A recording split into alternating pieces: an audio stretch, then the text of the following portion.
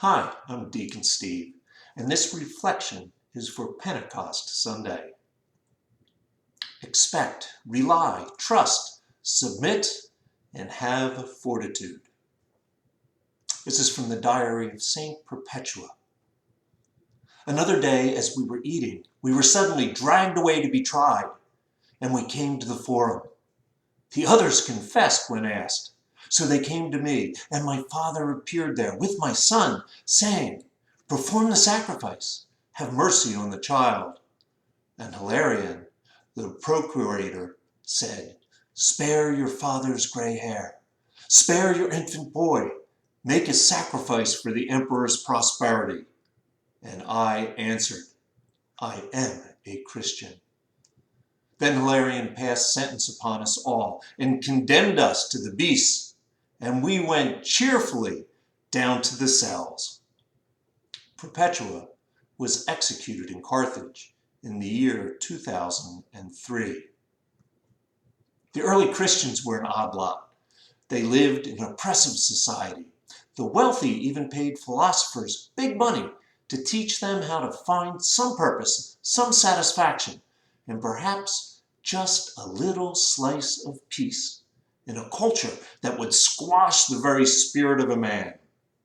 Into this soup, the early Christians emerged and displayed a freedom and contentment in life which the elite had failed to achieve. The Christians claimed that the change that they were experiencing was not something they learned or earned, but pure gift, a power given to them through a personal encounter through the Holy Spirit with the risen and active Christ. The appeal and credibility of the Christianity in the eyes of the converts was not centered on theology, but connected with its ability to provide religious experiences of being gifted, filled, and empowered by the Spirit of God. The salvation they experienced was truly a present reality, as well as the future promise of resurrection. The question for us is, where is this power today? The word Pentecost means 50, and it has been 50 days since we celebrated Passover, the Lord's Supper. It took the Jews 49 days to reach Mount Sinai from Egypt. The next day, the 50th, God made a covenant with his people. Passover for the Jews makes present Israel's delivery from the bondage of slavery to the Egyptians. And Pentecost celebrates God's coming down in fire upon Mount Sinai to give a law that was written by the very hand of God on stone tablets, the Ten Commandments. As baptized Catholics, we too have been freed from slavery, a slavery to sin, through being incorporated into the passion, death, and resurrection of Jesus, a journey that started at the new Passover celebration, the Last Supper. We have now journeyed for 50 days with the apostles to where once again God descends as fire, not to write a law on stone tablets, but to indwell in each of us and to write his new covenant, his law of love on our very hearts. The church teaches that this outpouring gives us a special strength of the Holy Spirit to spread and defend the faith by word and action as true witnesses of Christ, to confess the name of Christ boldly and never to be ashamed of the cross. This power was rampantly evident in the early church. After today's first reading in the Acts of the Apostles, Peter speaks and 3,000 were converted. Shortly after, all who believed would sell their property and possessions and divide them among all according to each one's needs. Christians would oppose injustice, no matter what the cost personally. And when persecuted, they would not fight back, but like Saint Perpetua, went joyfully to their martyrdom. Where is this power today? It's hard to see, but for Christians who take their faith seriously, it is still there. Christians continue to have personal religious experiences through the Holy Spirit.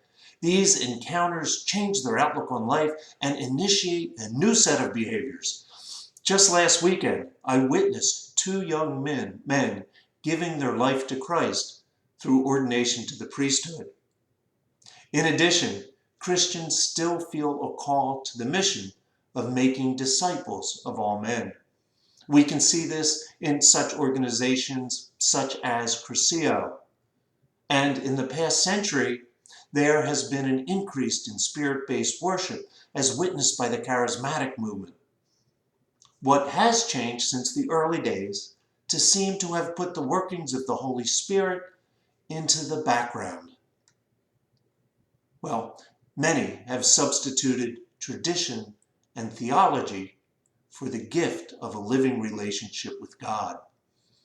As early as the first century, it was noted that an emphasis on tradition and theology ran the risk of stifling the work of the Spirit. Many Christians do not even know how to pursue this relationship.